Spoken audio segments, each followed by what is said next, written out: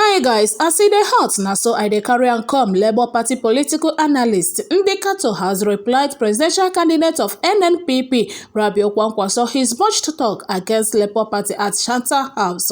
I don't know where Peter Obi get all these intelligent people with wisdom and focus without any insults. Guys, make una watch this video and hear what Kato said, and don't forget to share your thoughts with us. Kwankwanso spoke on this in his own Chatham House speech, and he says, in his own words, and I quote, that I am more qualified than Peter Obi. And he goes on to say that the Labour Party were more concerned about the hype, the media hype they were getting, and they decided to build their political blocks more on religious issues and ethnic issues as against trying to win the election in 2023 or in February.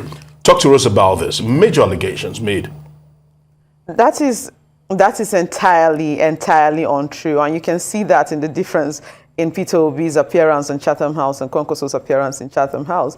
You can see the difference in that when you go to Chatham House, you focus on policy. You don't focus on squabbles.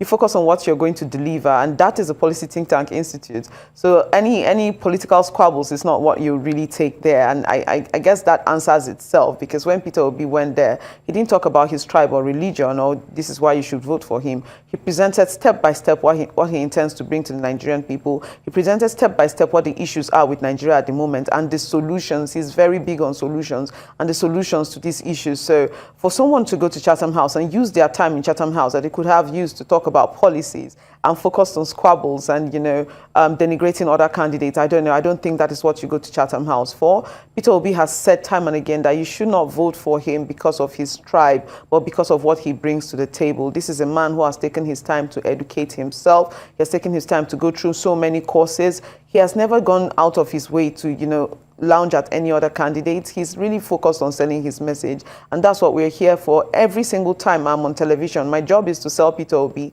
to sell what it is he's to bring to the Nigerian people. So diving into going back and forth with other people who particularly do not have anything to sell and would rather fight when they are given a platform to sell themselves and sell their policies. Because the reason why I asked on our table. Hold on, please. If you can just indulge me a little bit. The reason why I asked this question is because those who support the Labour Party probably were hoping that this alliance would happen because they felt it would strengthen the chance of the Labour Party to probably pull more votes, especially in the north. Now, if you're just trying to probably push aside this major accusations he made about religious sentiment, ethnic sentiment as to why this particular coalition did not hold, and you're saying that probably he should have used this time to talk about other things. Questions were asked and he responded to why this broke down. So I would say you spoke about excitement and all of that. This issue is really so far back last year, and we have moved on. We have Dati Baba Ahmed, Senator Dati Baba Ahmed, who is a highly intelligent economist, who is a strong businessman, invested in education and healthcare across the nation and brings so much to the table. He has really helped to create an inroad into northern Nigeria. Now, for us to leave Senator Dati Baba Ahmed and to still go back to talk of what could have or should have been with Kwankwanso is really not wise at this time. We have moved on and we're moving ahead. We've been making major inroads in the northern part of Nigeria. You should have seen the great rally that happened in Plateau State yesterday and how eager the people were to see, right from the landing spot of the helipad all the way to the rally ground. It was really madness yesterday in Plateau State. And this shows that, we have our place in northern Nigeria. And this is, at the time, people have thought, oh, this is a good coalition that could have stood, perhaps. But that ship has sailed. We have moved on. We have gotten a very good candidate. And we trust in the candidacy of the Senator Dati Baba Ahmed. He has been a good partner in this race, and I don't think that we're focused on what could have been. We've all moved on, and I think that Senator Kwankwanso should do the same. He should move on and focus on, the part where he sells his message and what he intends to do for Nigerians, just as Peter Obi is doing. Okay, all right. But Ndi, you recall that Senator Kwankwanso did say more than, just throw tantrums. He tried to sell himself, and in trying to do that, what he did basically every second you get, you should sell yourself. Absolutely. Every second. But hold on Just hold on 1 second. Where I'm going is that in selling himself, what he did basically was to present to Nigerians, this is Rabiu Musa Kwankwanso, and this is Peter Obi. And he was clear about the fact that he was an intellectual, an experienced person, a PhD holder, somebody who has spent 30 years in governance, former minister, former governor, a former House of Reps member, and that he's not a trader. And that he thought that what Nigeria will need at this point will be an intellectual with an experience and not a trader. That was a direct, marketing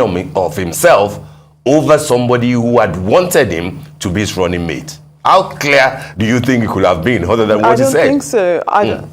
Go on. I don't think so. I think that is using your time to focus on another candidate. And that shows you that Peter Obi is, of course, the candidate to beat. If somebody has time in Chatham House and the person goes there, instead of selling himself to say, hey, look, I'm better than that Peter Obi, it means that Peter Obi is the one to watch for. Peter Obi is the one to beat. Did he talk about the other candidates? Did he tell you that, oh, I'm better than Tinubu or I'm better than this? He set out for one person, and that is the candidate to beat in this election. That is the most likely winner of this election. I'm not surprised that when other candidates go to Chatham House, they will use the time they're supposed to use to sell themselves, to try to use, put a direct comparison between them and Peter Obi.